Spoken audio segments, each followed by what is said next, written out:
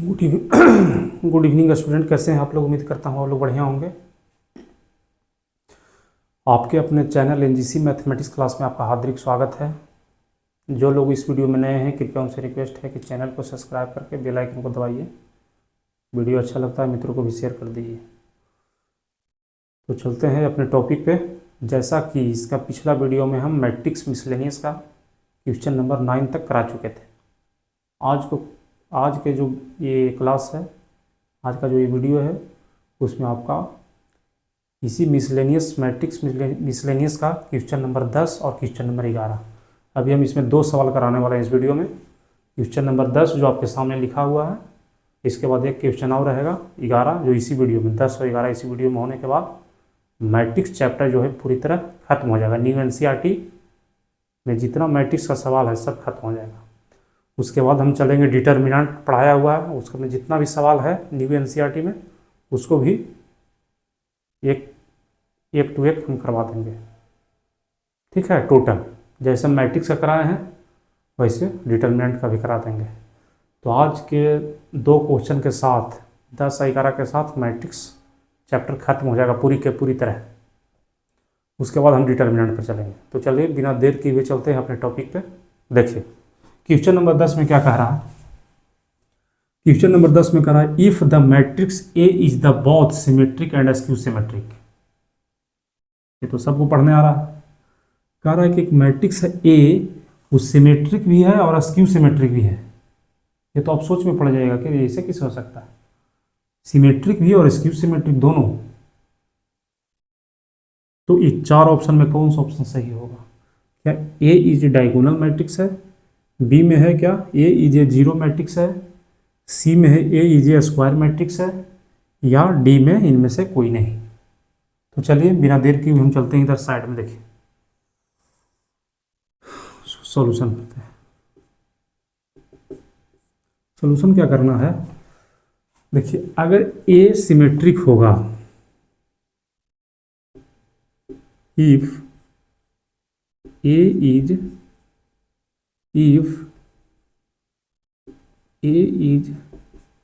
Symmetric, अगर symmetric होगा, अगर ए सिमेट्रिक होगा तो इसका जो ट्रांसपोज है इसके इक्वल होगा। ये तो प्रॉपर्टी सब जानते हैं। सिमेट्रिक होता था तो इसका ट्रांसपोज इससे इक्वल होता था कि नहीं, होता था। फिर दूसरा है कि यदि ए जो है स्क्यू सिमेट्रिक है, स्क्यू सिमेट्रिक तो क्या होता था कि इसके ट्रांसपोज करने के बाद इसी के निगेटिव वैल्यू देता था। ठीक, देखिए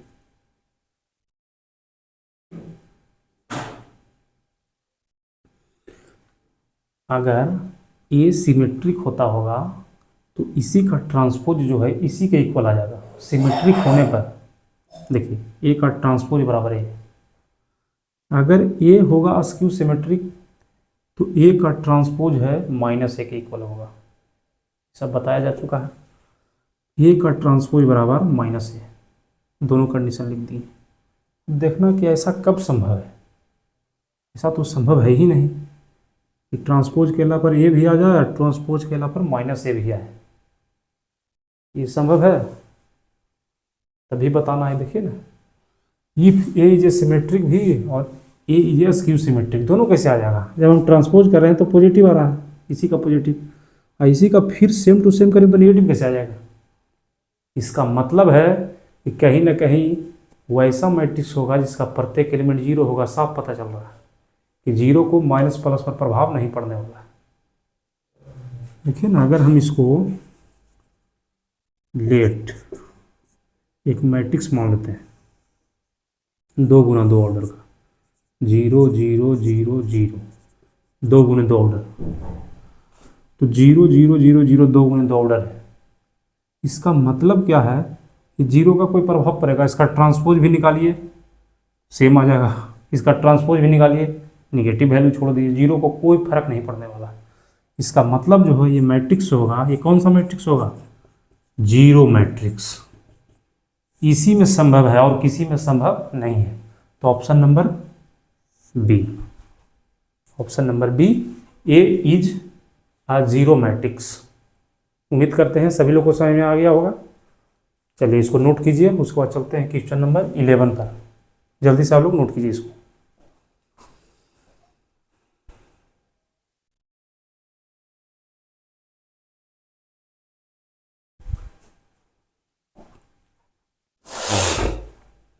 तो चलिए स्टूडेंट देखते हैं क्वेश्चन नंबर 11 आपके सामने है, देख लीजिए, एक बार पढ़ लीजिए। क्वेश्चन नंबर 11 में क्या कह रहा है कि यदि ए जो है एक स्क्वायर मैट्रिक्स है, ये जो है एक स्क्वायर मैट्रिक्स है। स्क्वायर मैट्रिक्स कहने का मतलब है इसका जो ऑर्डर होता है एम गुने एन, जहाँ एम और एन इक्वल होने वाला है, एम बराबर एन, तभी ना स्क्वायर मैट्रिक्स संभव है। If A is a square matrix such that, इस तरह का स्क्वायर मैट्रिक है कि ए स्क्वायर बराबर ए आने वाला है, यानी ए ऐसा है कि इसको 2 बार गुना केला पर भी सेम रिजल्ट देगा। कोई मैट्रिक्स ए है यानी इसको 2 बार भी हम ए गुने ए कर देते हैं तो सेम मैट्रिक्स ही आने वाला है, यानी ए स्क्वायर बराबर ए दिया हुआ है। देन आई प्लस ए का whole cube minus 7a is equal to, 4 option दिया हुआ आपके सामने। ऑप्शन ए में है ए, बी में है आई माइनस ए, सी में है आई, डी में है 3a। कौन सा ऑप्शन सही आपका होगा जो आपको बताना है। जिनको आता है वीडियो रोक करके बना करके और कमेंट में जवाब दीजिए। तो देखिए चलते हैं, जैसा कि कंडीशन दे दिया है ए स्क्वायर बराबर ए और आई प्लस ए का होल क्यूब माइनस 7a किसके इक्वल होगा, जहाँ आई जो है आइडेंटिटी मैट्रिक्स है, डायगोनल एलिमेंट 1, इसके अलावा सब एलिमेंट 0। तो चलिए इसको सॉल्यूशन करते हैं, देखते हैं। जो मेन है इसको लिखेंगे आई प्लस ए का होल क्यूब माइनस 7a। अब देखिए यहाँ पे इधर रफ करेंगे, इस साइड में रफ कार्य करेंगे। जैसा कि पता है यहाँ पे देखिए a प्लस बी के होल क्यूब, सबको फार्मूला याद होगा, 9th-10th में सब लोग पढ़ेंगे। a प्लस बी के होल क्यूब बराबर क्या होता है, A cube plus B cube plus 3a square B plus 3a B का स्क्वायर। ये फार्मूला सभी को पता होगा, सभी को पता होना चाहिए। ए प्लस बी का whole cube, A plus B का होल क्यूब बराबर A cube plus B cube plus 3a square B plus 3a B का स्क्वायर। ठीक है, तो चलिए इसको हम तोड़ते हैं, इसको एक्सपेंड करते हैं, फैलाते हैं इसको। ए क्यूब प्लस बी क्यूब आगे कर लेते हैं, ए क्यूब प्लस बी क्यूब यानी आई का क्यूब, आई का क्यूब प्लस ए का क्यूब, ए क्यूब प्लस बी क्यूब हो गया 3a square B, 3a square B, ठीक, 3a square B plus 3a B का स्क्वायर। टूट गया, इसका स्पेन हो गया। देखिए A cube plus B cube plus 3a square B plus 3a B का स्क्वायर। लास्ट में जो माइनस 7a है उसको हम लिख देंगे। अब देखिए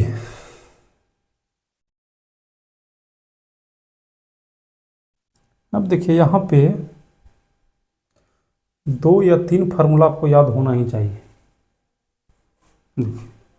फार्मूला क्या है, प्रॉपर्टी में आपको लिखाए थे कि आइडेंटिटी मैट्रिक्स, ठीक है,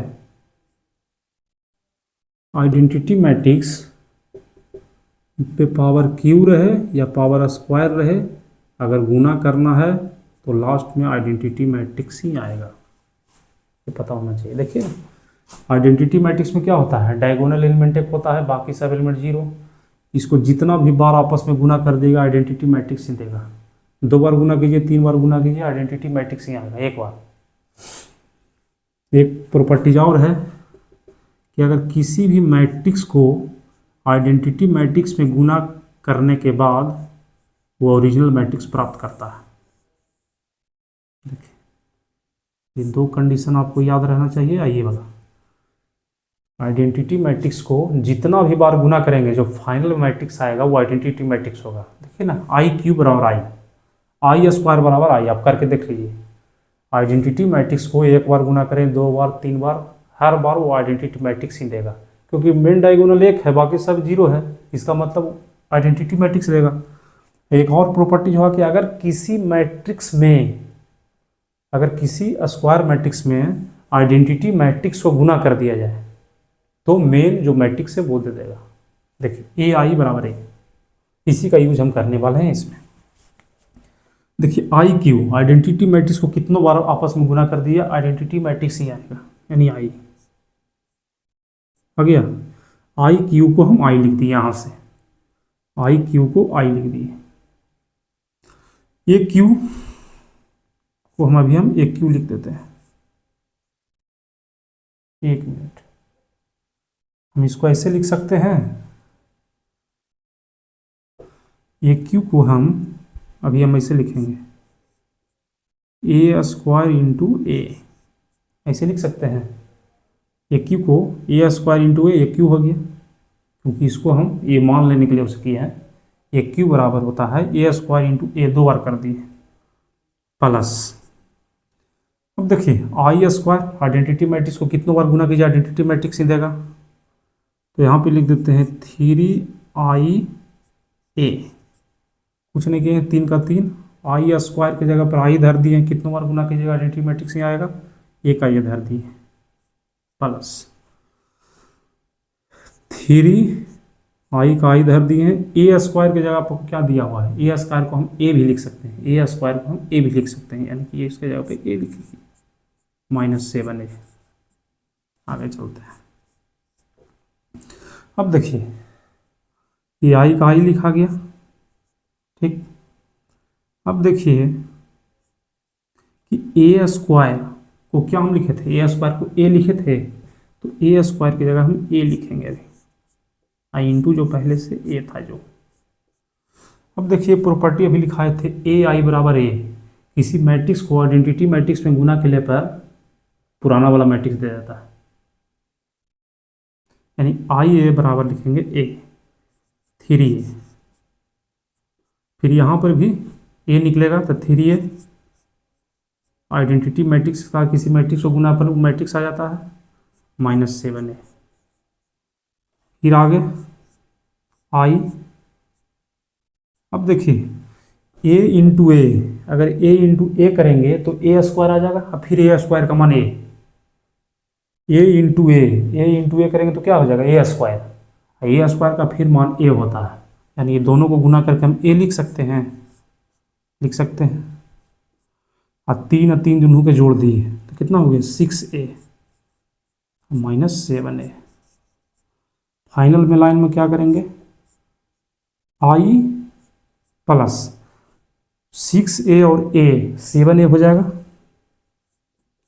7A -7A,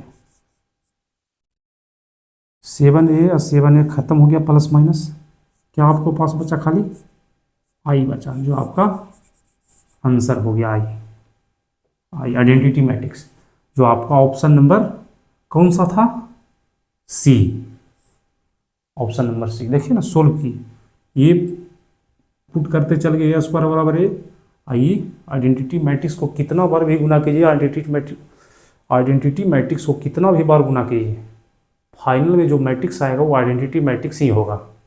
आइडेंटिटी मैट्रिक्स को किसी मैट्रिक्स के साथ गुना करने पर वो मैट्रिक्स आ जाता है।